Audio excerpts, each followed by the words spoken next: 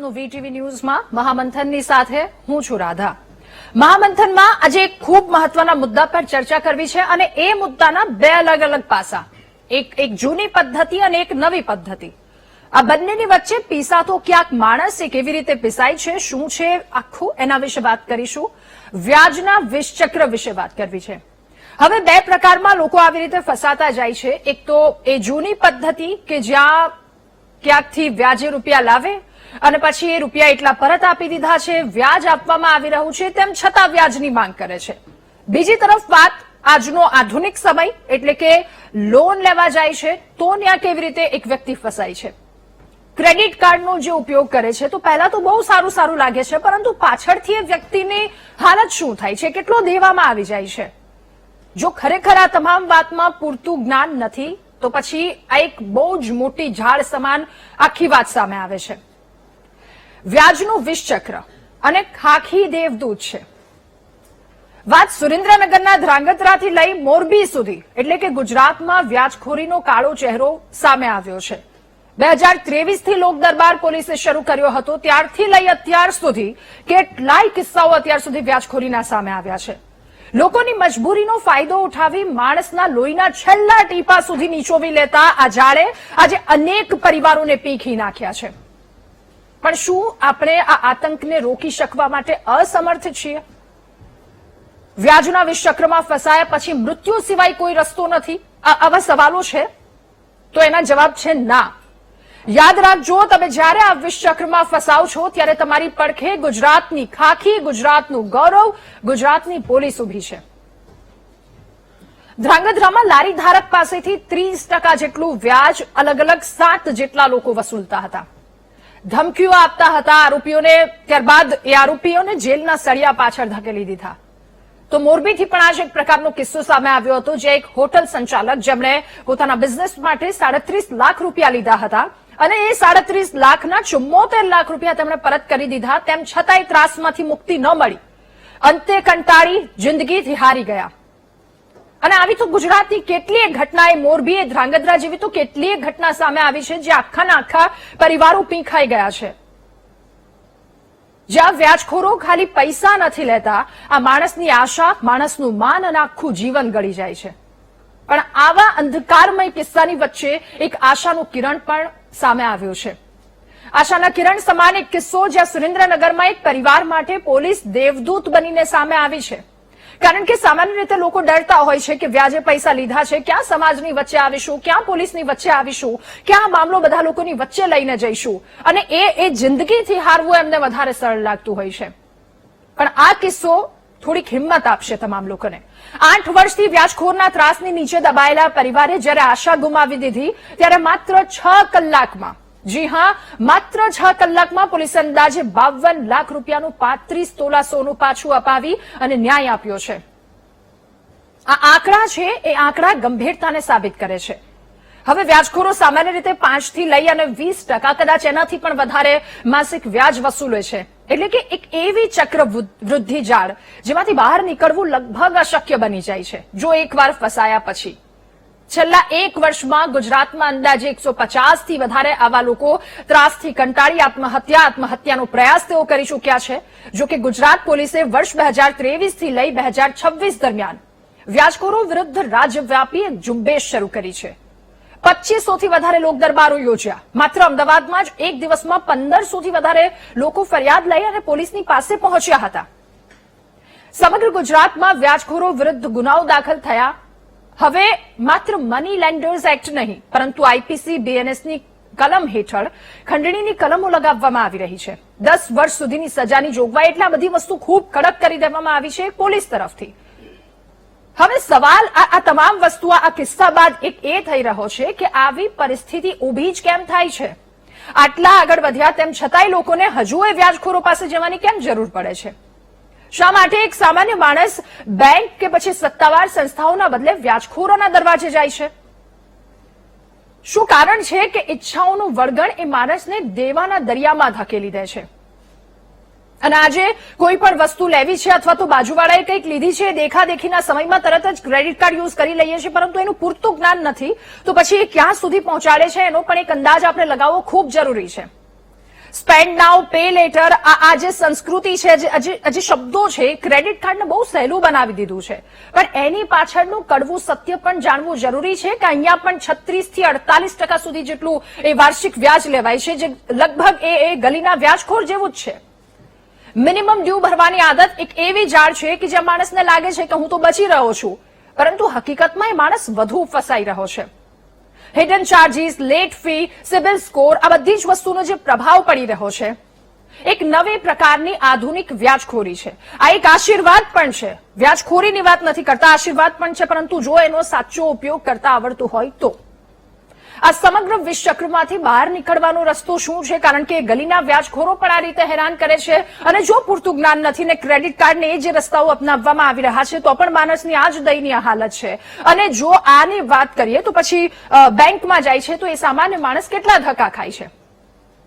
આજે આપણે આ જ મુદ્દા પર વાત કરવી છે કે વ્યાજખોરીનો આતંક, કાયદાની કાર્યવાહી અને સામાન્ય માણસની મજબૂરી વચ્ચેનું સત્ય આજે જાણવું છે.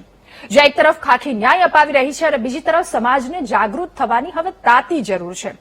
આજના મહામંથનમાં આ જ મુદ્દા પર ચર્ચા કરવી છે કે ઈચ્છાઓના વળગણે દેવાના દરિયામાં ડૂબાડ્યા.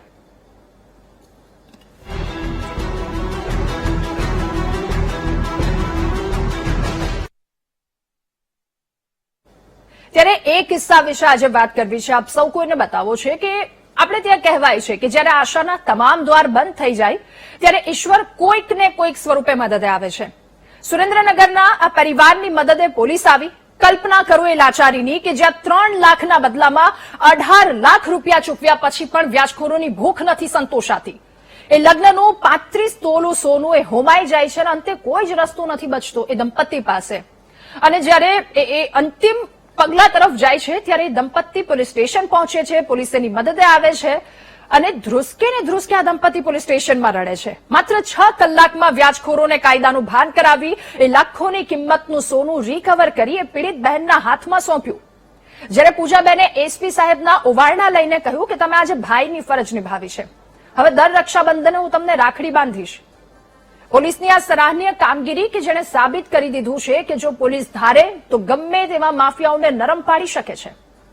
સામાન્ય માણસને ગણતરીના કલાકોમાં ન્યાય મળી શકે છે. ત્યારે પોલીસની આ સરાહનીય કામગીરી કેટલાક સવાલો ઉઠે છે, ત્યારે સવાલો ચોક્કસ કરીએ છીએ, પરંતુ આવી સરાહનીય કામગીરીને વધાવીએ પણ છે. ત્યારે આજના મહામંથનમાં આ જ તમામ મુદ્દા પર ચર્ચા કરવી છે. એક સામાન્ય માણસ ફસાય છે ક્યાં અને ફસાઈ ગયો છે તો પછી હવે બહાર નીકળવાનો રસ્તો શું છે? પહેલા તો આ ઓડિયો સાથે એવી સાંભળીએ કે એ વખતેની સ્થિતિ શું હતી, એ વાતચીત શું થઈ. બધું છે ને તમારે હવે આ ઘરે કરો તમે ઓલું બેન કરો. હા. મીઠના લો હવે. ખુશી છે કે નથી છે તમારી પાસે? કેટલી ખુશી છે? હે? વિશાલ લઈને ગઈ. હે? નહીં નહીં, કેટલી ખુશી છે તમારી પાસે? બહુ એટલે કેટલી બહુ? બોલીને બતાવો તમે કેટલી ખુશી છે. વ્યક્ત જ નથી થાય એવી સાથે. અને કાલે શું લાગતું હતું તમને? નહીં. નહીં થતું એવું થતું. તો શું કામ રડતા હતા કાલે? બીક લાગતી હતી સર. કેટલા સમયથી હતો તમારો? બહુ હેરાન થઈ ગઈ સર. કેટલા ટાઈમથી હતો? 2-3 વર્ષથી હેરાન જ છીએ આ બધી વસ્તુમાં. અને ભાઈનું લગ્ન હતા તમારે? હા, 10 તારીખ. 10 તારીખે લગ્ન છે. તો તરીને જવાનું છે બધું? હા, ખુશી થઈ ને? હા, બહુ જ સર. બધું કામ તમારે એ જે 3 લોકો છે ને આભાર સર. અમારે આ તો અમારી ફરજનો ભાગ છે તમારો.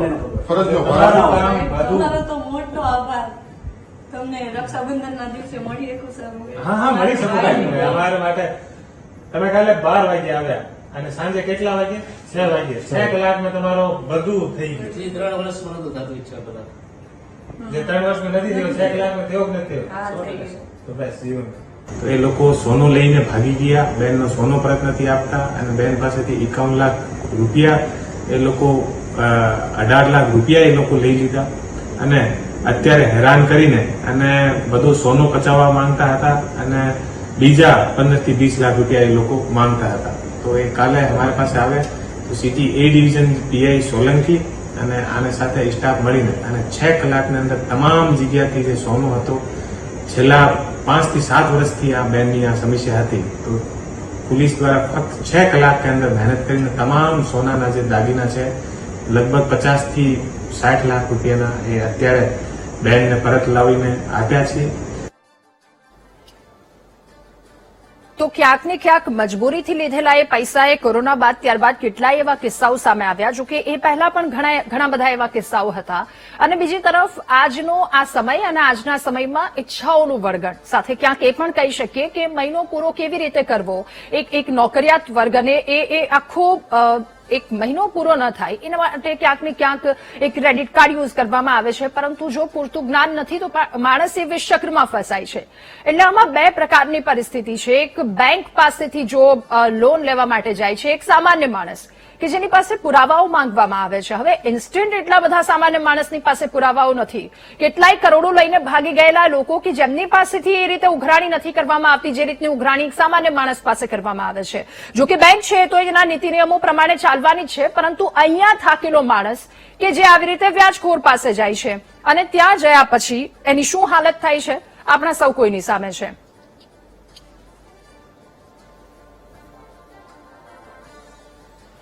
અને આજ મુદ્દે આજે આપણે મહામંથનમાં ચર્ચા કરવી છે કે આ ઝાડ છે અને ઝાડ લોકોને ક્યાંથી ક્યાં સુધી પહોંચાડી દે છે. જો એકવાર ફસાયા તો પછી આમાંથી બહાર કેવી રીતે નીકળી શકીએ. આપણી સાથે ઇન્ફ્લુએન્સર ગુંજ ઠક્કર જોડાયા છે, નિવૃત્ત બેંક અધિકારી અતુલભાઈ શાહ આપણી સાથે જોડાયા છે, પીડિત પ્રેમલ ડિકોસ્ટા આપણી સાથે જોડાયા છે, સોનલબેન જોશી એડવોકેટ કે જેઓ પણ આપણી સાથે જોડાયા છે, અને આરસી પટેલ સર સંયોજક છે વ્યાજખોરી મુક્ત મંચના, જેઓ આપણી સાથે જોડાયા છે. આપ સૌનું ખૂબ સ્વાગત છે મહામંથનમાં.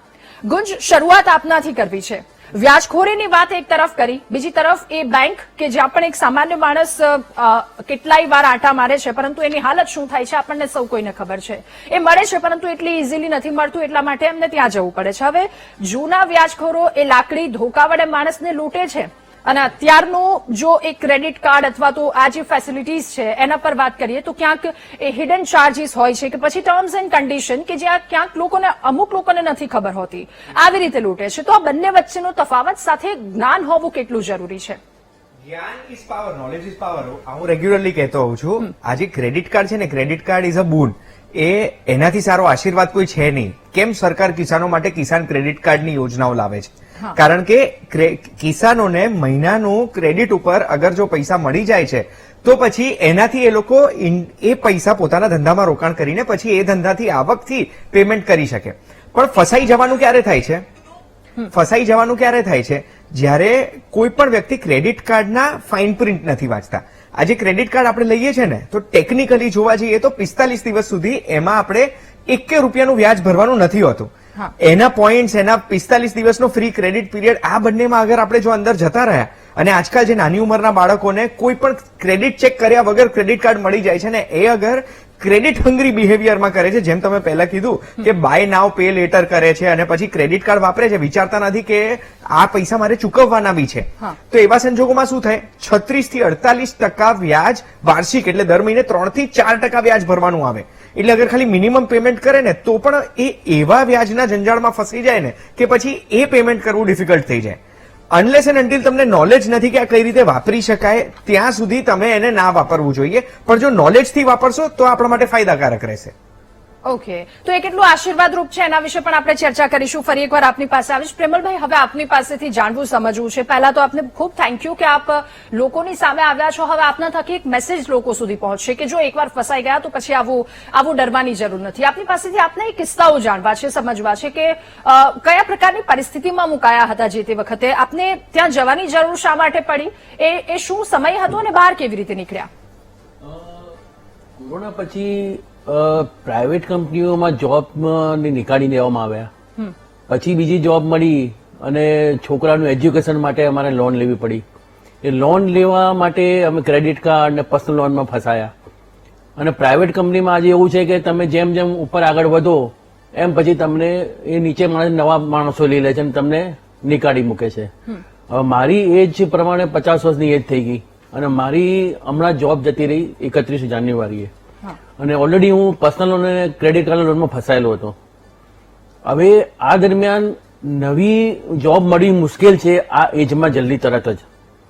હવે બેંકો અને પર્સનલ લોન વાળા રોજ ઘરે આવે, રોજ 300 થી 500 કોલ કરે અને આપણે ઘરે આજુબાજુ આવીને પૂછે છે અને આપણે વિડીયો બનાવવા જઈએ તો વિડીયો બનાવવા ના પાડી દે પાછા, એવી ધમકીઓ આપે પાછા. તો આ બાબતે હવે મારું એટલું મેન્ટલી સ્ટ્રેસ આવી ગયું કે હું રાત્રે ઊંઘી પણ શકતો નથી.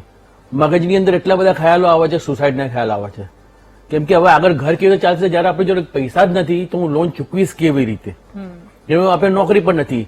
મેં બેંકોને મેલ પણ કર્યા કે ભાઈ મને કોઈ રીસ્ટ્રક્ચર કરી આપો, જો મારી જોબ લાગશે તો ધીમે ધીમે તમારા આપણે પૈસા આપવા માટે રેડી છીએ, પણ આપણે સમયગાળો આપવામાં આવે કે આપણે ભરીએ, પણ એ પણ એ લોકો ના પાડી દે છે કે અમે કોઈ રીસ્ટ્રક્ચર કરી શકતા નહીં, આવી અમારી કોઈ પોલિસી નથી. તો આવા દરમિયાન હવે અત્યારે 20,000ની જોબ મળે તો ઘરનો ખર્ચો જ 15,000 થી 18,000 હોય છે આજે ઘર ચલાવવા માટે. અને બીજું તો બાજુના ખર્ચા તો બાજુમાં જ રહ્યા છે કે છોકરાઓ માટે કંઈ ભેગું કરવું કે એનું એજ્યુકેશન માટે સાઈડમાં પૈસા ભેગા કરવા. હવે આવી પરિસ્થિતિમાં માણસ રોજ છોકરાઓનું મોઢું જોઈને શું કરવું કે શું વિચારવું કે કાલે શું થશે મારા છોકરાઓ જોડે, કે મારું આગળનું ભવિષ્ય શું છે, એ કઈ જ ખબર પડતી નથી. કેમ કે આગળ વકીલ જો આપણે રોકવા જઈએ તો એને પૈસા આપણે આપવાના છે, એ માટે પણ પૈસા નથી. એટલે રોજનું મેન્ટલી સ્ટ્રેસ એટલું બધું આવી ગયું છે કે રોજ મને રાત્રે ઊંઘું ને સવારે ડિપ્રેશનમાં આવી જાઉં છું કે આજે સુસાઇડ કરી લઉં. પણ છોકરાઓનો ચહેરો જોઈને હું રોકાઈ જાઉં છું કે મારા ગયા પછી આમ લોકોનું શું થશે. એટલો ફસાયેલું કે હવે મને એટલું સૂચતું નથી શું કરવું. આજે મને VTHનો મને બોલાયો છે, મને એમનો આભાર માનું છું કે મારું વેદના વ્યક્ત કરી રહ્યો છું અહીંયા, કે મને આગળનો કોઈ રસ્તો મળે.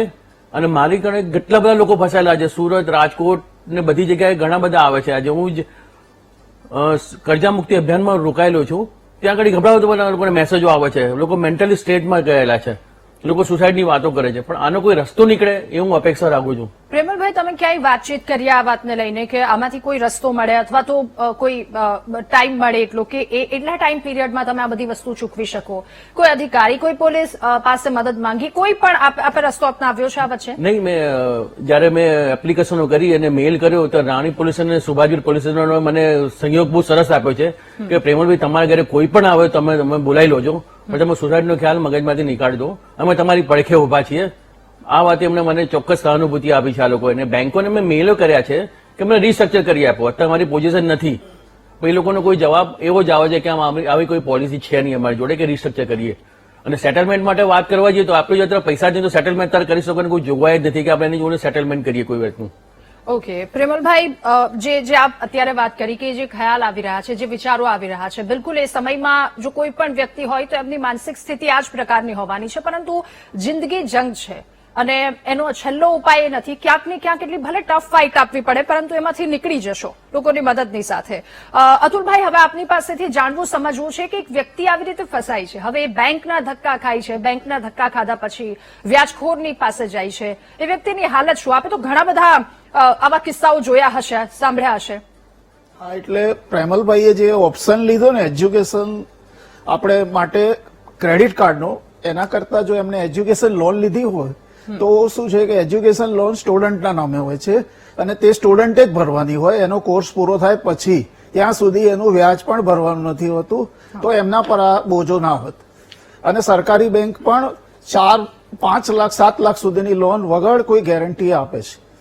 ઓકે, તો અને એના જો વ્યાજ છે એ બી ભરવું કમ્પલસરી નથી જ્યાં સુધી એનો કોર્સ ચાલે છે ત્યાં સુધી. ઓકે, એને નોકરી મળે ત્યારે અથવા તો વધુમાં વધુ કોર્સ પૂરો થયાના 1 વર્ષ પછી લોનનું રીપેમેન્ટ ચાલુ થાય. એવો કોઈ કિસ્સો આપને આપના કાર્યકાળ દરમિયાન સામે આવ્યો કે જે ચોંકાવનારો હોય અથવા તો એ કિસ્સાથી એવો બોધ મળ્યો હોય કે આ તમામ લોકો સુધી જવો જોઈએ કે જેના કારણે બીજા લોકો આવી ભૂલ ન કરે? હા, ક્રેડિટ કાર્ડ શું છે કે તમારી જે તમારી રોજની જરૂરિયાતો છે કે જે તમે રોકડાથી પેમેન્ટ કરો છો એ જ વસ્તુનો માટે ક્રેડિટ કાર્ડનો ઉપયોગ કરવો જોઈએ. ક્રેડિટ કાર્ડથી મોજશોખની વસ્તુઓ ખરીદી ના શકે. ઓકે, સોનલબેન, હવે આપની પાસેથી જાણવું સમજવું છે કે જો એક વ્યક્તિ ફસાયો છે, હવે એ પરિવારની વાત હોય તો ક્યાં જાય? એટલે અત્યારે જ પ્રેમલભાઈની વાત સાંભળી, કાયદો શું કહે છે? જ્યારે એમની પાસે બધા જ રસ્તાઓ બંધ થઈ જાય છે ત્યારે શું કોઈ એક રસ્તો ખુલ્લો હોય છે? હું સમજુ છું એમની વેદના સાથે, બીકોઝ હું પણ લોયરની સાથે સોશિયલ વર્કર છું રાધા, પરંતુ બહુ ડિફિકલ્ટ હોય છે. બેંકની પાસે પણ ઘણા બધા મોટા બિઝનેસમેનો છે કે જે લોકો મોટી મોટી લોનો લઈને જતા રહેતા હોય છે અને નાના વ્યક્તિઓ ઉપર તવાઈ હોય છે, પણ એવી વાતો લોકો કરતા હોય છે, પરંતુ કોઈ પણ વ્યક્તિ છૂટી ન જવો જોઈએ એ પણ મારું માનવું છે. કારણ કે બેંક એક વ્યવસ્થા છે. ક્રેડિટ કાર્ડ આપી આપણા જે સર્કમટેન્સીસ છે એમાંથી આપણને લોન મળે છે, પણ લોન મળીને જે વાત કરવામાં આવે તો આની અંદર જયારે હાઉસિંગનું, મારી પાસે બી ઘણા ક્લાયન્ટ આવતા હોય છે કે જયારે ઘર હોય ને રાધા ત્યારે એ લોકો વીમો બેંક જ લેતી હોય છે, અને જયારે કોઈ વ્યક્તિનો હસબન્ડ મરી ગયો અથવા તો એ વ્યક્તિ મરી જાય છે તો એ લોનમાંથી એમને માફી મળતી હોય છે. અને જ્યારે ઘણી વખત એવી સિચ્યુએશન્સ હોય છે કે બેન પોતે નાદાર થઈ ગયા હોય, વિધવા હોય, તો ઘણીવાર બેંકના ઓફિસરો પણ આ જે સ્કીમ છે એ સામેથી કહેતા નથી રાધા. જ્યારે અમારા જેવા લોયરો હોય જે જાણતા હોય અથવા તો કોઈની લાઈક કોઈ સિનિયર અધિકારી હોય, જેવી રીતે બેંકના અત્યારે જે સાહેબ છે એમને પૂછીએ તો એ આપણને સજેસ્ટ કરે તો લોકોના ઘરે જપ્તીને વોરંટ મોકલાવી દે. અત્યારે હાલ જ હમણાં ગયા મહિને એક બેન હતા જે દિવ્યાંગ હતા અને એમનું ઘરનો કબજો લઈ લીધો. અને ઘણી વખત કેવું હોય છે કે સિબિલ સ્કોર ક્રેડિટ કાર્ડના લીધે રાધા ખરાબ થઈ ગયો હોય છે. એટલે જયારે અમુક જે પ્રાઇવેટ બેંકો છે કે જે પ્રાઇવેટ ફાઇનાન્સ કંપનીઓ છે જે 10% અને 20% ઊંચા વ્યાજે વાર્ષિક પોતે વ્યાજો વસૂલે છે અને એ લોકો સીધા જ કોર્ટમાં થી સમન્સ લઈને એ બેનને સામાન સાથે બહાર મૂકી ગયા, અમે કેટલું કગર્યા, કેટલું કર્યું, અને શનિ રવિનો દિવસ પસંદ કરે છે. એટલે ક્યાંક ને ક્યાંક ગવર્મેન્ટે આ બાબતે પણ ઇનિશિયેટિવ લેવું જોઈએ. જે ભાઈએ વાત કરી કે એમને પોલીસ એમને મદદ કરે છે, ડેફિનેટલી એ લોકો સ્પેશિયલ એજન્સી રાખે છે રાધા.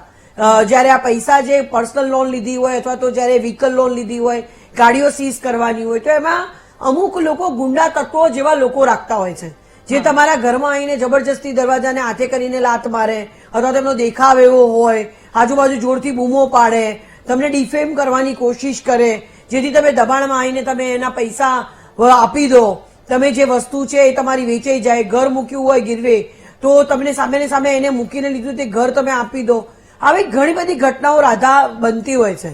અને જે રિકવરી એજન્ટો હોય છે એ લોકોની કંપનીઓમાં અમુક ના કહેવું જોઈએ પણ લુખ્ખા તત્વોનો પણ અમુક જગ્યા ઉપર ઘણો ત્રાસ હોય છે. એ લોકો તમારી સાથે આવીને જે રીતે વાત કરે, સપોઝ પ્રેમલભાઈને અનુભવ થયો જ હશે કે જે પ્રમાણે એમની વાતચીત કરવાની રીત હોય અથવા તો જે દબડાવવાની વાત હોય અથવા તો જે ડિફેમ કરે, સોસાયટીમાં આજુબાજુવાળાને પૂછે, એમના નંબર લઈ લે, સામાન્ય બાબત લઈને એમને ફોન કરે, એમના સગાઓને ફોન કરે. આવા કેટલા કિસ્સાઓ અમારી પાસે આવ્યા છે કે ભાઈ તમે આટલા પૈસા, ઇવન નાના ફોન બિલમાં પણ રાધા એ બીજા સંબંધ ઘરવાળાઓને ફોન કરતા હોય છે કે ભાઈ આમને 200 રૂપિયાનું બિલ નથી ભર્યું.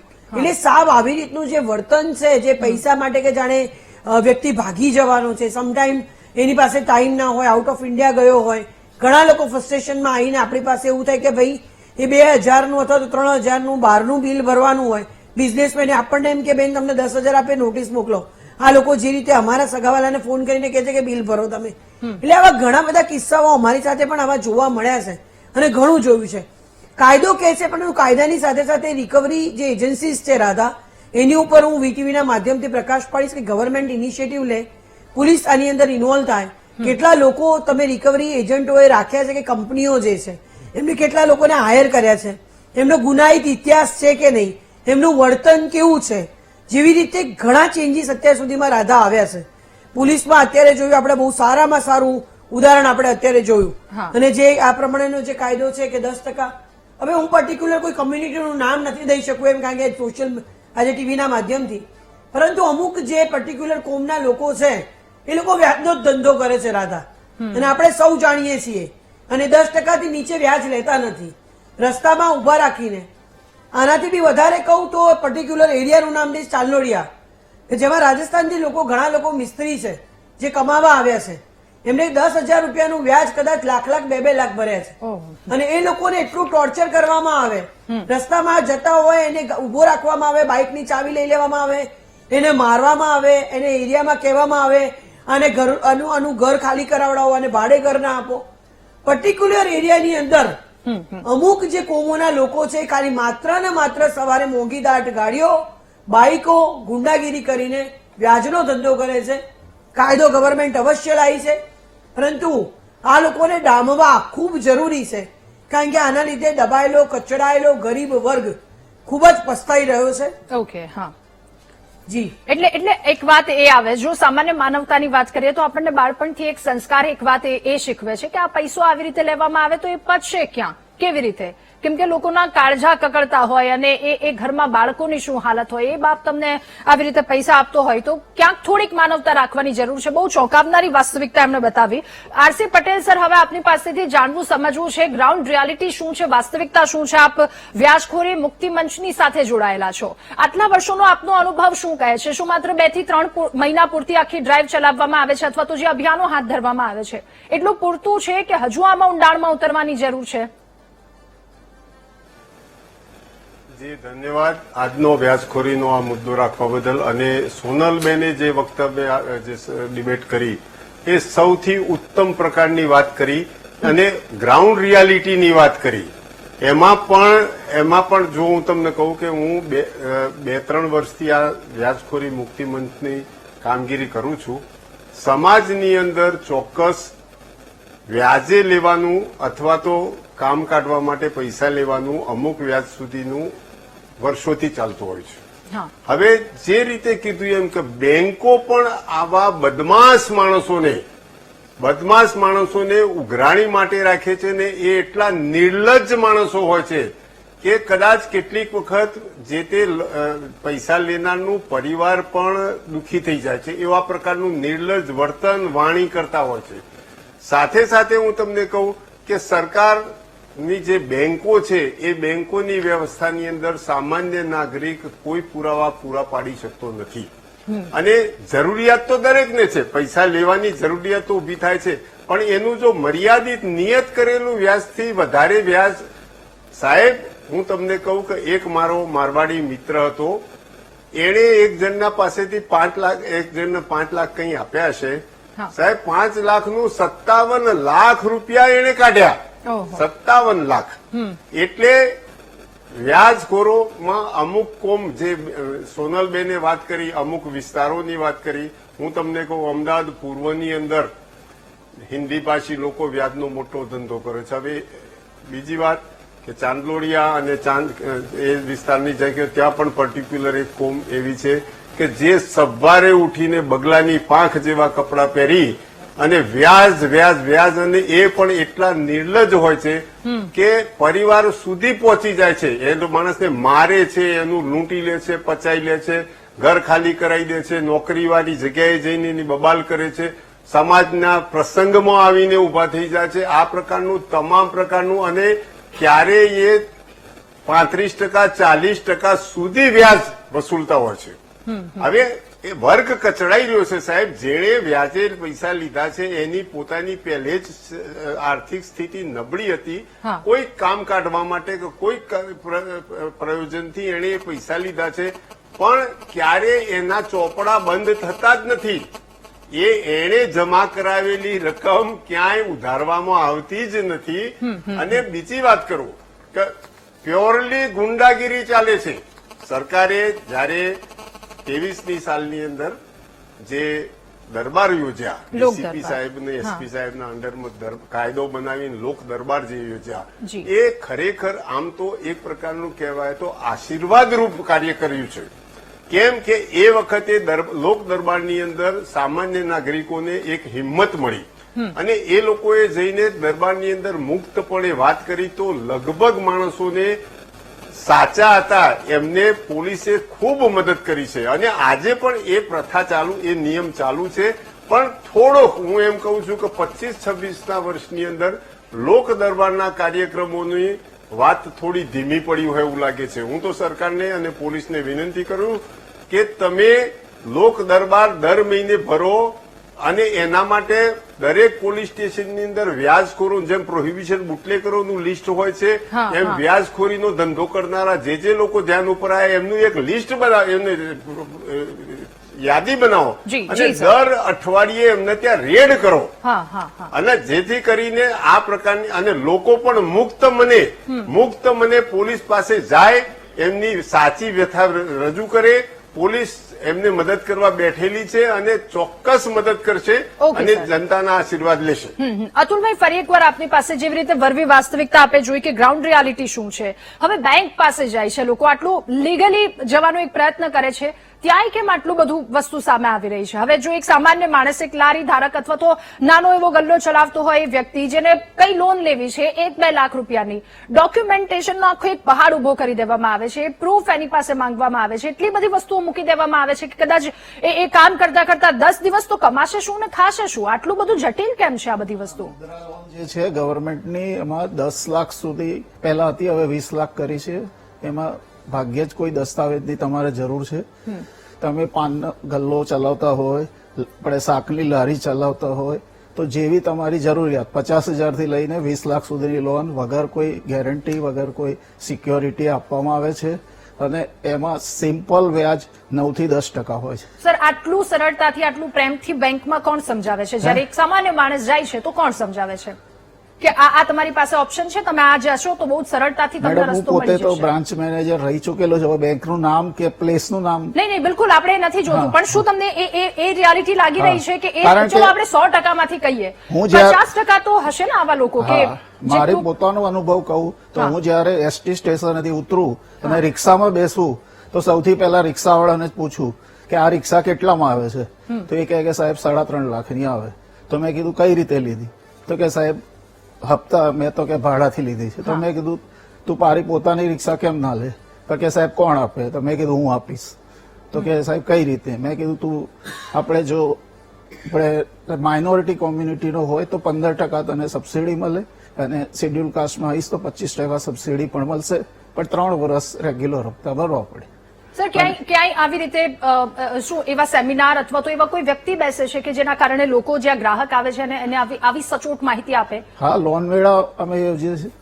એટલે હવે તો હું રિટાયર થઈ ગયો છું, પણ લગભગ સરકારી બેંકમાં જો આજે રિકવરીની ને એ બધી એવી વાત કરી તો આરબીઆઈ નો નિયમ છે 7 વાગ્યા પછી કોઈના ઘરે રિકવરી માટે ના જઈ શકાય. હા, હા. લેડીઝની હાજરીમાં, એટલે જેન્ટ્સ ના હોય તો એના ઘરમાં એન્ટ્રી ના કરી શકાય. ઓકે. કોઈના ઘરે 7 વાગ્યા પછી ફોન ના કરી શકાય. ઓકે ગુંજ, હવે આપની પાસે જે રીતે અગાઉ આપણી વાત થઈ હતી ત્યાંથી કન્ટિન્યુ કરશો, પણ સાથે હવે જો ઓવરઓલ ઇન્ડિયાની વાત કરીએ તો ક્રેડિટ કાર્ડ અત્યાર સુધી ભારતમાં 2025 સુધી 11.1 કરોડ આસપાસ, કદાચ એનાથી વધારે પણ હોઈ શકે, જે 26માં 11.5 કરોડને આંકડો પાર થઈ ગયો છે. હવે આમાં મુશ્કેલી કેટલામાં છે અને જે આપે કહ્યું કે આશીર્વાદ રૂપ પણ છે, તો એ કેટલા માટે? અને આપની વાત હતી ત્યાંથી એ પણ કન્ટિન્યુ. આપણે આ ક્રેડિટ કાર્ડનું દેવું is one of the worst kind of દેવું, કે એમાં 36% 48% વ્યાજ એકવાર ચડવા લાગે તો પછી વ્યાજખોરો હોય કે ક્રેડિટ કાર્ડ હોય, ક્રેડિટ કાર્ડ કંપની બી એવી રીતે જ આપણને હેરાન કરવાની છે, કોલ કરવાની છે, અને એમાં બી આપણે ફસાઈ જઈશું. પ્રોબ્લેમ ક્યાં થાય છે કે જેમ આપણા બેંકના અધિકારીશ્રીએ આપણને કીધું કે આપણે આજે જેટલી અવેલેબલ લોન્સ હોય છે ને એ લોન્સ ખબર નથી હોતી લોકોને, અને ક્યાંથી લોન લેવી. હવે આપણી સાથે જે પ્રેમલભાઈ છે, પ્રેમલભાઈએ કીધું કે એમણે ક્રેડિટ કાર્ડ અને પર્સનલ લોન આ બંને લોનમાં એ ફસાયા છે. તો આ બંને લોનમાં પ્રોબ્લેમ શું થાય છે? આ બંને સૌથી હાઈએસ્ટ વ્યાજ દરો વાળી લોન છે. હવે એમાં અગર જો વ્યાજ નહીં ભરે ને તો એ ચક્રવૃત્તિ વ્યાજમાં જેવું ફસાઈ જશે ને કે પછી એના પછી એ આંકડો એટલો મોટો થઈ જાય ને કે પછી આપણે 5 લાખના 10 લાખ 20 લાખ પછી ભરવા જ પડે. એટલે જ્યારે આવી કોઈ સમસ્યા આવે ને ત્યારે હું હંમેશા એવું માનું કે આપણા માટે સૌથી સરળ લોનો જે હોય ને એ ફિક્સ ડિપોઝિટની ઉપરની લોન હોય. અગર આપણે એફડી કરી શકવાની ક્ષમતા હોય, અગર એફડી છે કોઈ પણ વ્યક્તિને, તો એફડી ના જેટલા ટકા આપણને વ્યાજ મળે છે ને એના કરતા 1% વધારે, ખાલી 1% વધારે, માસિક 1% નહીં, વાર્ષિક 1% વધારે પર આપણને 90% સુધીની લોન મળી શકે. હોમ અગર આપણી પાસે છે, ઘર આપણા નામે છે, તો ઘરને આપણે રીફાઇનાન્સ કરીને લોન લઈ શકીએ. એટલે જે વધારે વ્યાજદર વાળી લોન છે ને એ વધારે વ્યાજદર વાળી લોનમાં આપણે એને ચૂકવણી ઓછા વ્યાજદર વાળાથી કરવાનું છે. આઈડિયા એ છે કે જેમ આપણા બેનશ્રીએ કીધું કે આપણે આજે લોકો 5% 10% વ્યાજ લે છે, આપણા જે ગેસ્ટ જોડાય છે એમણે બી કીધું 5% 10% વ્યાજ જે લે છે, આ વ્યાજ જ એટલું મોટું છે ને કે આપણે એમની જોડેથી 10,000 રૂપિયા લીધા હશે ને પણ એના ઉપર 5% વ્યાજ આપણે ગણીએ તો 500 રૂપિયા થઈ ગયા. હવે એ આપણે ચૂકવણી જેટલી બધી કરવાની આવે ને તો એજ્યુકેશન ફેલાવવામાં બસ આપણે એ જ એજ્યુકેટ કરવાની જરૂરત છે કે કઈ રીતે આપણે ઓછા વ્યાજદરની લોન લઈ શકીએ. આજે તો મ્યુચ્યુઅલ ફંડ અગર આપણે એસઆઈપી કરીએ છીએ, મ્યુચ્યુઅલ ફંડ કરીએ છીએ, મ્યુચ્યુઅલ ફંડની ઉપર પણ આપણને 40% 50%, આપણું અગર લાખ રૂપિયાનું કોર્પસ હોય ને તો 40% 50% એટલે 40,000 50,000 સુધીની લોન મ્યુચ્યુઅલ ફંડ ઉપર મળી જાય. એ 10-10.5% વાર્ષિક વ્યાજે. એટલે અગર ફાઇનાન્શિયલ નોલેજ હોય, અગર એક નોલેજ આપણને મળી શકે ને તો એ નોલેજ ઉપર લોન થાય. બીજી એક વસ્તુ કહેવા માંગીશ, જે અનિલભાઈ છે, અનિલભાઈએ કીધું કે એજ્યુકેશન લોન મળે છે એના ઉપર 3% વ્યાજ ભરવાનું જ નથી હોતું. મારા મતે આ વસ્તુ ભૂલ છે, કારણ કે આપણે વ્યાજ ભરીશું નહીં ને તો એ વ્યાજ ઉમેરાશે આપણી મૂડીમાં, મોરેટોરિયમ કહેવાય, અને એ મોરેટોરિયમનો આપણે લાભ લઈએ તો વ્યાજ મૂડીમાં ઉમેરાય, મૂડી અને વ્યાજ કમ્બાઈન થઈને નેક્સ્ટ મંથ બંને પર વ્યાજ લાગે. ચક્રવૃત્તિ થઈ ગયું ફરીથી. એટલે એમાં અગર 10% હોય ચક્રવૃત્તિ થાય, 3-4 વર્ષ આપણે લાભ લીધો છે તો જેટલું વ્યાજ છે એના કરતા આપણે 1%, 2%, 3% વધારે આપણે વ્યાજ ચૂકવવાનું આવશે, કારણ કે ચક્રવૃત્તિ થઈ ગયું. એટલે મારું તો ગણિત એટલું જ છે કે અગર આપણે ઓછા વ્યાજવાળી લોન લઈ શકીએ અને એનાથી આપણે વધારે વ્યાજવાળી અગર જો ફસાઈ બી ગયા છે તો વધારે વ્યાજવાળી અગર ચૂકવી શકીએ છીએ તો એનાથી બેટર ઓપ્શન કઈ જ નહીં. કમિંગ બેક ટુ ક્રેડિટ કાર્ડનું જે તમે દેવું કહો છો 11.7 લાખ કરોડ, એ આંકડા જેન્યુઅનલી ચોંકાવનારા છે ને એ આંકડા ચોંકાવનારા હોય જ. એક સમય હતો 5-7 વર્ષ પહેલાનો, જ્યારે ક્રેડિટ કાર્ડ કોઈ પણ વ્યક્તિને લેવું હોય ને તો બેંક તમારું ક્રેડિટ ચેક કરે ને પછી ક્રેડિટ કાર્ડ આપે. આજે કેવું થઈ ગયું છે કે આજે બેંક સામેથી ફોન કરે છે કે તમારી પાસે ક્રેડિટ કાર્ડની અવેલેબિલિટી, પ્લીઝ અમારું ક્રેડિટ કાર્ડ લઈ લો. અને આ કેમ લે છે? કારણ કે બેંકના કેલ્ક્યુલેશન બદલાયા છે. બેંક પાસે આજે આપવા માટેના પૈસા વધારે છે તમને ક્રેડિટ ઉપર, કારણ કે એની સામે એમને રિકવરી વધારે મળે છે, એમને રિટર્ન સારું મળે છે. એટલે તમે ચૂકવી શકવાની તમારી ક્ષમતા હશે ને એના કરતા 3 થી 5 થી લઈને ઘણા કેસીસમાં 10 ગણું સુધી ક્રેડિટ લિમિટ મળે. 10,000 રૂપિયા ચૂકવવાની ક્ષમતા છે અગર આપણા ક્રેડિટ કાર્ડમાં. અગર આપણી ઇન્કમમાં દર મહિને 10,000 રૂપિયા બચતા હશે તો આપણને લાખ રૂપિયા સુધીની લિમિટ વાળું ક્રેડિટ કાર્ડ મળશે. પ્રોબ્લેમ શું છે? એ ક્રેડિટ કાર્ડ આપણે જેવું સ્વાઇપ કરીએ એવું પૈસા ત્યારે કપાઈ જાય છે, વસ્તુ વપરાઈ જાય છે, પણ 45 દિવસે ચૂકવવાનું આવે ત્યારે પ્રોબ્લેમ થાય અને વ્યાજમાં આપણે ફસાઈ જઈએ. ઓકે, ફરી એકવાર સોનલબેન આપની પાસે હવે એ મુદ્દા પર વાત કરવી છે કે ચલો મજબૂરી છે અને પૈસા લીધા છે, જાળમાં ફસાયા છે, આખી વાત અલગ. પણ ક્યાંક હવે એ ટ્રેન્ડ પણ સામે આવ્યો છે કે બાજુવાળાએ આ વસ્તુ લીધી તો હવે હું પણ લઈ લઉં. એટલે દેખાદેખીના આ સમયમાં પણ લોકો ક્યાંક ને ક્યાંક ફસાઈ રહ્યા છે વધારે. રાધા, આમાં એવું છે કે જે ભાઈએ વાત કરી, ગુંજભાઈએ, તો એસઆઈપી છે કે બેંકમાં એફડી છે એ તો કદાચ મધ્યમ વર્ગીયની વાત છે રાધા. પણ જયારે ગરીબ લોકો છે જેમની પાસે તો શેની એફડી ને શેનું મ્યુચ્યુઅલ ફંડ ને શેની એસઆઈપી, એમાં તો એમના જ એરિયાનો એક માણસ હોય, બીજું કે ભણેલા હોતા નથી રાધા. એમને બેંક એકાઉન્ટ બી ખોલાવાનું હોય, શાકભાજીની લારીઓ પર બેસતા હોય, એમને લાગ્યું કે ઘરે રૂડો પ્રસંગ આવ્યો છે, લાવો ભાઈ કોણ વ્યાજનો, તો એમનાનો જ એક વ્યક્તિ હોય કે જે ઊંચા વ્યાજે પૈસા ધીરતો હોય, એની સામે પાછી જમીનો લખાઈ લે. અત્યારે કદાચ નવાઈ લાગશે કે પર્ટિક્યુલર કમ્યુનિટીના લોકો પાસે એટલી બધી જમીનો હતી, અત્યારે એક બીજો ઉજળો વર્ગ છે એને બધી જમીનો લઈ લીધી છે વ્યાજે પૈસા આપી આપીને. કારણ કે એ લોકો આ જ કામ કરે છે કે જયારે એમના ઘરે પ્રસંગ હોય તો એમનો એક ટાઉટ મૂકેલો હોય છે. અમારી પાસે તો રાધા ઘણા કિસ્સા આવતા હોય છે કે એ જોતો હોય કે કોની છોકરી મોટી થઈ, કોના ઘેર લગ્ન આવે છે, પછી એમ કે તારે તો આટલા મોટા લગ્ન કરવા જ જોઈએ, જમીન છે બુડા આપી દે ને, તું તને પાછું છોડાઈ જ લેજે, તું ચિંતા શું કરું છું, પાક આવવાનો છે, અત્યારે કશું નહીં, અત્યારે તું લખ્યા તને જે જોઈએ આપી દે. આમાં કેટલા લોકોની જમીનો પણ રાધા જતી રહી છે. બીજી વાત એક કદાચ હું બહુ મોટી કહીશ, આજે મારી પાસે કોઈ ક્રેડિટ કાર્ડ નથી રાધા. મારો જુનિયર મારી સામે બેઠેલો, એને ગાડી લોન પર લીધેલી, એને 2 કાર્ડ ઘરે પોસ્ટમાં આવ્યા, મારી સામે બેઠો છે અને ગુડગાંવમાંથી કોઈએ પૈસા કાપી લીધા. એની મમ્મીના અકાઉન્ટમાંથી 47,000 ગયા અને દીકરાના એકાઉન્ટમાંથી 37,000 ગયા. એને પોતે કેસ કર્યો બેંકની, કોટક મહિન્દ્રાની વાત છે, અમે આજે પણ કન્ઝ્યુમર કોર્ટની અંદર એ કેસ દાખલ કરેલો છે. એ લોકો કશું જ સાંભળવા નથી માંગતા. જેમાં ભાઈએ કીધું રોજના ફોન 50-55 આવે એમ કે તમારે આ પૂરા પૈસા ભરવા જ પડશે. એમની ભૂલ છે, ક્યાંથી પૈસા કપાયા, કાર્ડનો નંબર, કાર્ડ ક્લોન કેવી રીતે થયું રાધા, એનો પણ જવાબ નથી આપી શકતા. એટલે જે જૂની પદ્ધતિ હતી, હું પોતે ગર્વથી કહીશ કે મારી પાસે કોઈ ક્રેડિટ કાર્ડ નથી. તમારી પાસે છે એટલું વાપરો, દેખાદેખીની કોઈ જરૂરિયાત નથી. બિંદાસ કહેતા શીખો કે મારી પાસે નથી અને મને કોઈ શરમ નથી આવતું. આટલી ડિગ્નિફાઈડ, આટલી મોટી લોયર હોવા છતાં પણ કહું છું કે મને એ ચક્કરમાં નથી ફસાવવું. જે જેટલું છે એટલું તમે વાપરશો તો તમે સેફ રહેશો. જયારે તમને ખબર પડે છે કે જયારે તકલીફ છે, તમે કોઈનો સહારો લો અથવા તો તમે ઓછામાં તમે પૂરું કરવા માટે તમારી માનસિકતા રેડી થશે. તમારા ઘરવાળા છે એમને સમજાવો કે આપણા લોનના ચક્કરમાં નથી ભરાવું. આપણા ક્રેડિટ કાર્ડનું એક એટલું જોરદાર એક કાવતરું છે, દરેક બેંકને પોતાનો ટાર્ગેટ એચીવ કરવો છે કે મારા આટલા ક્રેડિટ કાર્ડ આટલા માર્કેટમાં આપણા, પછી લોન્ચ આપે છે એરપોર્ટ ઉપર, લોકોને કે આ લોન્ચ તમને મળશે, તે ખાવાનું મળશે, તમારે લેવી પડશે. એ જે ભાઈએ વાત કરી, ગુંજભાઈએ, 100% સાચી કે 45 દિવસ પછી તમે ચૂકવી નથી શકવાના. અને આના કારણે ઘણા બધા ઇસ્યુઝ થાય છે. હવે ક્રેડિટ કાર્ડની કંપનીઓ જે છે, પર્ટિક્યુલર પ્રાઇવેટ બેંકની જે કંપનીઓ છે, એ લોકો પાછા ક્રેડિટ કાર્ડ માટેની રિકવરી એજન્સીઓ પાછી અલગ છે. એ લોકો એમને અલગ રીતે ટાર્ગેટ કરે, ડિફેમ કરવાની જેવા, અને ગવર્મેન્ટે ઇનિશિયેટિવ લેવું જ પડે. બેંકોએ પોતાના ટાર્ગેટ એચીવ કર્યા કરતા સારા વ્યક્તિને, જેની પાસે જે સક્ષમ છે એને આપો. નાનો વ્યક્તિ ચુંગાલમાં ફસાઈ જાય છે. આપણી પાસે અત્યારે ભાઈ ઉભા છે કે એમની પરિસ્થિતિ એવી છે કે એ કહે છે, અને બેંકના ઓફિસરો અનફોર્ચ્યુનેટલી બહુ જ રૂડ રીતે વાત કરતા હોય છે. જયારે વાત કરે એમને ખાલી રિકવરી કરવાની સેટલમેન્ટમાં પૈસા મળવાની આ જ વાતો કરતા હોય છે. સેન્સિટાઇઝેશન એમનામાં હોતું નથી. પણ સાથે સાથે એ વાત પણ કહીશ રાધા કે બેંક પણ અમુક નિયમોથી જોડાયેલી છે. આપણે બધાએ પણ લિમિટેશન્સ રાખવી બહુ જરૂરી છે કે ક્યાંક ને ક્યાંક આપણી જરૂરિયાતો હોય એ સંતોષવા માટે અનનેસેસરી ખર્ચા નહીં કરવા જોઈએ. બાકી વ્યાજની વાત કરીએ તો પર્ટિક્યુલર કોમ્યુનિટી છે જે નાના લોકો ઉપર રોજના 10% લેખે વ્યાજ વસૂલે છે. રાધા, મારી પાસે એક કિસ્સો હતો. દીકરી ખૂબ આગળ પડતી હતી, પર્ટિક્યુલર પોલિટિકલ પાર્ટીમાં દીકરી કામ કરતી હતી, કાર્યાલય મંત્રી દીકરી હતી એ વખતે, અને એ છોકરીના ભાઈએ સવારે 5 લાખ આપો, રાતે 6 લાખ મળશે એવી રીતે એને પૈસા લીધેલા. કારગિલ પેટ્રોલ પંપની પાછળ એ વ્યક્તિ ધીરનારો હતો. સવારે એને 5 લાખ એના ભાઈને આપીને એવું કીધું કે સાંજે તને 6 લાખ રૂપિયા તારે આપવાના. એમ કરતા કરતા વાત વણસી ગઈ એ 50-60 લાખે. ઈસનપુર પોલીસ સ્ટેશનની અંદર ગુંડાઓ પકડીને ફરિયાદ રાખીને એમને ગોંધ્યા. એમને બહાર કાઢતા અંદર મારી નાખે. એટલું ગુંડાઓ બહાર જોર મારતા હતા.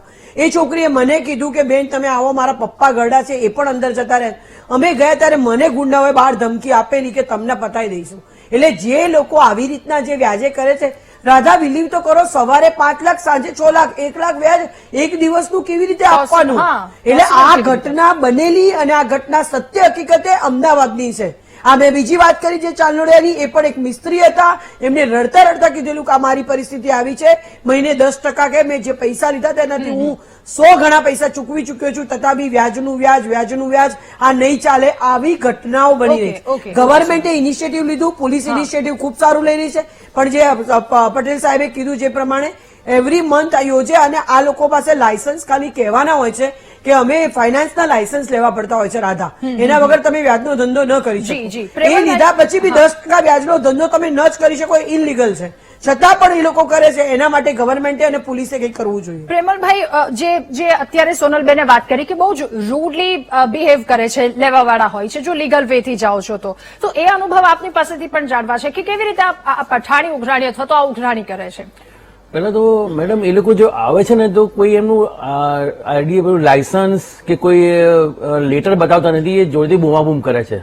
એટલે પહેલા તો આપણી ઇજ્જત ત્યાં જ કાઢી નાખે છે કે સાંભળવું જ નહીં સામેવાળાને, અને રૂડલી તમારે આજે ભરવા પડશે, આટલા આપવા પડશે, નહીં તો તમારે બીજો ચાર્જ લાગી જશે. એવી તેને આજુબાજુ બધે જઈને પૂછે છે કે અમને લોન લીધી છે, આ લીધી છે, આ લીધી, બધાને કહે રહે છે. બરાબર, એટલું કે મેન્ટલી પ્રેશર આવી જાય છે કે હું મારે ઘરનું બહાર નીકળવું બંધ થઈ જાય છે. એક સંખ્યા 15 જણા ગાડીમાં ભરીને આવે છે આ લોકો. 15 જણા. હવે 15 જણા તમારો સામનો કરવો પણ મુશ્કેલ પડી જાય કે આ લોકો જો વાત શું કરવી. એક પેલા બીજા ઘરમાં જો પૂછે છે, બાજુના ઘરમાં જઈને વાત કહે છે કે અમે લોન લીધી છે, આ લીધી છે. હવે મારું નીકળવું બહાર મુશ્કેલ પડી જાય છે. હવે આવી પરિસ્થિતિ અંદર મારે શું કરવું ખબર નથી પડતી. એક તો જોબ નથી એ ટેન્શન, પૈસા કેવી રીતે ભરવા એ ટેન્શન, આ બધું મેન્ટલી ટેન્શન, અને ઘર ચલાવવા માટે પૈસા નથી. તો આ બધા ટેન્શનની અંદર મારે કરવું શું છેલ્લે એ ખબર નથી પડતી. હવે જયારે સેટલમેન્ટની વાત આવે છે કે તમે આટલામાં સેટલમેન્ટ કરી લો, તો આ વસ્તુ તમે પહેલેથી કેમ નથી આપતા સેટલમેન્ટ માટે? તમે કેમ રોજ તમે આવું બોલો છો? એના કરતા તમે સેટલમેન્ટ પહેલેથી આપો કે તમારે આટલામાં આટલા % સેટલ કરવાનું છે, તો માણસ કઈ જોગવાઈ કરે. તમે 2-3 વર્ષ સુધી ખેંચો છો, એને મેન્ટલી હેરેસમેન્ટ કરો છો કે માણસ મરી જશે, અને મરી ગયા પછી એ લોકો ઇન્સ્યોરન્સ કંપનીથી પૈસા વસૂલ કરી લેશે. એટલે માણસની કોઈ કદર નથી, પણ ઇન્સ્યોરન્સ કંપની મરી જાય તો એને પૈસા મળી જશે. આ સીધું વસ્તુ છે. એટલે માણસ એટલા પ્રેશરમાં એ મરે છે નહીં, એના ઘરના 4 લોકો વિધારા મરે છે, એના છોકરા, એના મા બાપ, આ બધા મરે છે. એ લોકો કદી જોતા નથી. તો મારી વિનંતી છે કે ભાઈ સરકાર કે બધું બેંકો કે આ પરિસ્થિતિને ધ્યાનમાં રાખીને કોઈ સહાય કરે કે જેનાથી સામેવાળો માણસ મેન્ટલી પ્રેશરમાં મરી ના જાય. ઓકે અતુલભાઈ, આ વેદના સાંભળી, આ શબ્દો સાંભળ્યા. હવે એક તરફ બેંકના ટાર્ગેટની વાત કરીએ અને બીજી તરફ લોકોની પરિસ્થિતિ. શું આ જોવું, આ બેલેન્સ કરવું એટલું આવશ્યક નથી? આપણે મધર ઇન્ડિયા અને બીજા જે જૂના હિન્દી પિક્ચરોમાં જે વ્યાજખોરોની ત્રાસ હતો એનાથી જ કંટાળીને આપણા ભૂતપૂર્વ વડાપ્રધાને બેંકોનું રાષ્ટ્રીયકરણ કરેલું. અને એમનું મુખ્ય કામ એ જ હતું કે વધુમાં વધુ શાખાઓ ગામમાં ખોલવી, વિલેજમાં. અને અત્યારે પણ રાષ્ટ્રીયકૃત બેંકોની જે 80,000 ઉપર શાખાઓ છે તેમાંથી લગભગ 60% શાખાઓ અર્બન અને સેમી અર્બન છે, શું કહેવાય, વિલેજમાં છે. અને અમે જનધન ખાતા વગર કોઈ બેલેન્સ અને કોઈ પણ જાતના, ખાલી તમારી જોડે આધાર કાર્ડ હોય તો બી ચાલે, પાન કાર્ડની પણ એમાં જરૂર નથી હોતી. એમાં કોઈ બેલેન્સ બી રાખવાનું નથી હોતું. 0 બેલેન્સથી ખાતા અત્યારે બી ખુલે છે. અને એ જ રીતે આ નાની લોન મેં કીધું એ રીતે મળે છે. હાઉસિંગ લોન ખાલી 7.25% થી લઈને મળે છે. કાર લોન બી 7.5 કેટલા, એ તો જ હવે મધ્યમ વર્ગની વાત થઈ. પ્રેમલભાઈ આપની વાત. ઓકે સર, આવું છું આપની પાસે. પ્રેમલભાઈ, સાહેબે કીધું પણ હવે જયારે સિવિલ સ્કોર તમારો ખરાબ થઈ જાય છે, બરાબર, હવે તમને કોઈ એવી લોન તો હું માનતો નથી કે આધાર કાર્ડ અને પાન કાર્ડ પર તરત લોન મળી જાય છે. મેં આ જુદી જોયું નથી. તમારો સિવિલ સ્કોર ડાઉન થઈ ગયો એટલે તમને કોઈ પણ બેંક, કોઈ પણ કંપની તમને લોન આપવાની નથી. હું પાન કાર્ડ આધાર કાર્ડ કોઈ લોન મળતી નથી. તમે આજે સાબિત કરી દો કે આ પાન કાર્ડ આધાર પર તમને આટલી લોન મળી ગઈ છે, હું માની જઈશ. સર આનું કોઈ સોલ્યુશન? ગુંજ, આપની પાસેથી પણ આ વાતનું સોલ્યુશન બ્રેક બાદ લઈશું. સર આનું કોઈ સોલ્યુશન? અતુલભાઈ, ફટાફટ આપની વાત આ મુદ્દા પર. હા, હા, સ્ટુડન્ટના નામે એજ્યુકેશન પર્પઝથી લોન લીધી હોત અને જો એનો કોર્સ 4 કે 5 વર્ષનો હોય તો એ 5 વર્ષ દરમિયાન તો તમારે કોઈ રીપેમેન્ટની જરૂર નથી. વ્યાજનું સિમ્પલ એકાઉન્ટ હોય છે જે 5 વર્ષ પછી પ્રિન્સિપલ સાથે એડ થાય છે. ડ્યુરિંગ ધેટ 5 વર્ષ તમે જો વ્યાજનું ચૂકવણી કરો છો તો તમને એનું 1% રિબેટ મળે છે. ઓકે. બ્રેકનો ટાઈમ થયો છે, બ્રેક લઈશું. કે આ જે ચોંકાવનારી ઘટના, જે ગ્રાઉન્ડ રિયાલિટી સામે આવી છે, એની સામે સંવેદનશીલતા પણ એટલી આવશ્યક છે. કેટલાય પરિવારો જે આ વિષચક્રમાં ફસાયા છે, બહાર નીકળવા માટેના રસ્તા, મુદ્દા પર ચર્ચા યથાવત રાખીશું. રૂમબેક, આ પરિસ્થિતિ, આ મુદ્દા પર ચર્ચા કરી રહ્યા છે કે લોકોની હાલત શું છે જ્યારે દેવાના દરિયામાં ડૂબી જાય છે. ફટાફટ ગુંજ, આપની પાસેથી એ વાતનો જવાબ કે જ્યારે કોઈ જ રસ્તો નથી બચતો તો શું એક સિમ્પલ સોલ્યુશન આ તમામની વચ્ચે? હવે આ બધામાં જે પ્રેમલભાઈએ વાત કરી ને કે સિબિલ સ્કોર ખરાબ હોય ત્યારે એક ફસાઈ જાય. આ સિબિલ સ્કોર આપણે સિમ્પલ ભાષામાં સમજીએ ને તો આપણે અગર બહારથી કઈ ખાવાનું ઓર્ડર કરીએ છીએ તો આપણે 1 સ્ટાર વાળી રેસ્ટોરન્ટ થી નહીં કરીએ, આપણે 4 સ્ટાર 5 સ્ટાર માંથી કરીશું. આ સિબિલ સ્કોર છે ને એ આ રીતે સ્ટાર આપે છે આપણને. હવે એક વખત આ સ્ટાર આપી દે ને, અને બેન્કિંગમાં એક વખત આ નિયમો એવા થઈ ગયા છે ને કે બેંક્સ આ સ્કોર જોયા વગર હવે લોન આપી જ ના શકે. This is a proper framework, આ પ્રોટોકોલ છે એમનો કે આ સ્કોર હોય તો જ અમે આપી શકીશું. એક વખત સ્કોર ખરાબ થઈ ગયો, મૂડી કે બીજું કોઈ તમારી પાસે અગર છે જ નહીં અને તમે આવા કોઈ લોનના ચક્રવ્યૂહમાં ફસાઈ ગયા ને તો નાદારી જાહેર કર્યા સિવાય કોઈ ઓપ્શન જ નથી બચતો.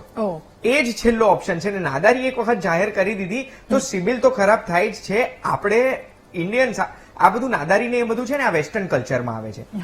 આપણે સામાજિક જીવ છે, આપણે આવું નાદારી ને બધું જાહેર કરીને તો સમાજમાં 4 લોકો વાતો કરવા લાગે અને એની શરમથી આપણે બી આવું કશું ના કરી શકીએ. એટલે એક વખત જો આપણે, અને પાછું બીજી બાજુ જયારે આવી ક્રેડિટ કાર્ડ લોન જેમાં આટલું વ્યાજદર છે કે પર્સનલ લોન જેમાં આટલું બધું વ્યાજદર છે, એમાં અગર આપણે ફસાઈ જઈએ ને તો એમાં મારી તો એટલી સલાહ છે પ્રેમલભાઈને કે અત્યારે કાં તો પહેલો ઓપ્શન એ છે કે ક્રેડિટ કાર્ડ ને પર્સનલ લોન એ બંનેમાંથી જો કોઈ પણ એક લોન જેનું હાઈએસ્ટ ક્રેડિટ કાર્ડનું જ વધારે વ્યાજદર હશે તો એમાં અગર તમારા પરિવારમાંથી કોઈ વ્યક્તિ તમને અગર મદદ કરી શકે ને આ વસ્તુમાં તો એનો સહારો લઈને તમારે આ લોન તો બંધ કરી દેવી પડે. પર્સનલ લોન કેટલા 12% 13% હશે વ્યાજદર? કેટલું વ્યાજદર હશે? પ્રેમલભાઈ, 20% વ્યાજદર છે પર્સનલ લોનનો, બહુ જ વધારે છે. એટલે આ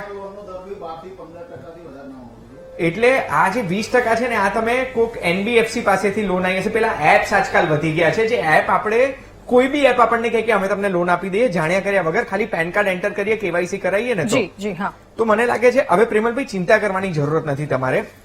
સલાહ બહુ સિમ્પલ છે. ક્રેડિટ કાર્ડની લોન વધારે વ્યાજવાળી છે. ક્રેડિટ કાર્ડની લોનમાં કાં તો તમે લોન પૂરી ચૂકવણી કરી શકતા હોય ને તો પહેલું ઓપ્શન એ છે. આમાં હું સજેસ્ટ એટલું કરીશ કે કોઈ પણ પરિવારના વ્યક્તિ જે તમને ટ્રસ્ટ કરે છે, જેમને તમારો પરિવાર છે એ અગર તમારી મદદ કરી શકે ને તો પહેલા ક્રેડિટ કાર્ડ વાળી લોન બંધ કરી દો. અને અગર લોન બંધ નથી કરી શકતા તો ખાલી પર્સનલ લોન અને ક્રેડિટ કાર્ડ લોન એમાં વ્યાજની રકમ જે મિનિમમ ડ્યુ હોય ને એ મિનિમમ ડ્યુ અને વ્યાજની રકમ ભરવાનું ચાલુ રાખશો ને તો એ ચક્રવૃત્તિ વ્યાજ નહીં થાય. અને એના પછી આજે તમારી વાતો સાંભળીને મને તમારો મનોબળ તો એવો લાગે છે કે તમે આ બધા ફોનોમાં ને એ બધામાં જેવું તમે આ વ્યાજ ભરવાનું ચાલુ કરશો ને ફોનો આવતા બંધ થઈ જશે. બસ ખાલી પોઝિટિવથી વિચારવાનું છે. તમે જોબ ચાલુ કરીને તમે આમાંથી નીકળી જશો. બસ ખાલી એટલું ધ્યાન રાખજો કે ફરીથી આવા કસામાં ના ફસાય અને કોઈકની મદદની આમાં જરૂરત પડશે કારણ કે સિબિલ બી ખરાબ છે. અગર આપણી જોડે ફિક્સ ડિપોઝિટ નથી, મ્યુચ્યુઅલ ફંડ નથી, કોઈ જ્વેલરી નથી તો પછી આમાં બીજો કોઈ ઓપ્શન બચતો જ નથી. આપણી સિસ્ટમમાં એવી કોઈ જગ્યા છે જ નહીં. આરસી પટેલ સર, ફરી એકવાર આપની પાસે ફટાફટ આપની અંતિમ પ્રતિક્રિયા મુદ્દે સાથે. હમણાં જ ગુંજે કહ્યું કે આપણે સામાજિક જીવ છીએ, ક્યાંક આ બધી વસ્તુ બદનામી થશે ને ડરથી લોકો સામે નથી આવતા અને ફસાતા જ જાય છે. આપના તરફથી શું સલાહ રહેશે? ખૂબ ટૂંકમાં સર, સમયનો પણ અભાવ છે. જે હવે આપણે સામાજિક જીવ છીએ એ વાત નિર્વિવાદ છે અને લોકો શું કહેશે અથવા તો લોકો જાણશે ત્યારે મારા વિશે શું અભિપ્રાય આપશે એ બાબતથી દરેક માણસ ડરે છે, નાનો હોય કે બહુ મોટો ઉદ્યોગપતિ હોય, દરેક આનાથી ડરતો હોય છે.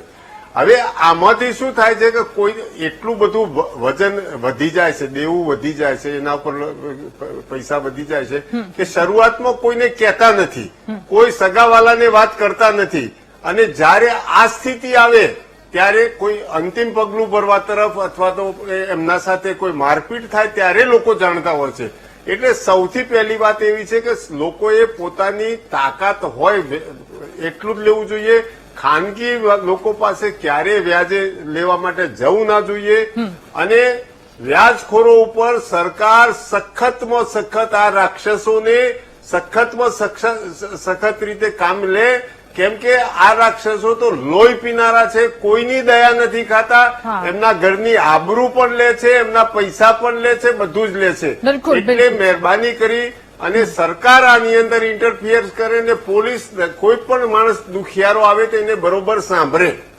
આશા છે કે તમામ એમના દુઃખ દૂર થાય. સોનલબેન, ફટાફટ આપની અંતિમ પ્રતિક્રિયા, લોકોને આપના તરફથી શું એક ખાસ સંદેશ?